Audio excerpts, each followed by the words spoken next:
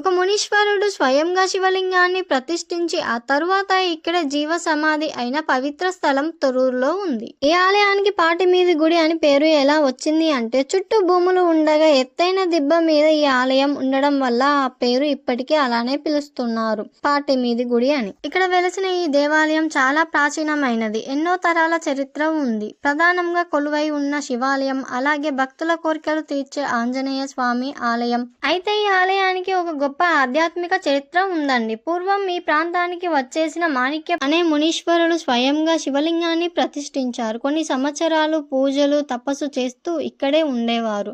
తరువాత ఇక్కడే జీవ సమాధి అయిన పవిత్రమైన ప్రదేశం ఇది. ఇక పండుగల విషయానికి వస్తే రాములవారి కళ్యాణం ఇక్కడ చాలా వైభవంగా జరుగుతుంది. అలాగే ప్రతి సంవత్సరం డిసెంబర్ 7వ తారీఖున కన్యాస్వాముల పూజలు, హనుమాన్ జయంతి, శ్రావణ మాసం పూజలు బాగా జరుగుతాయి.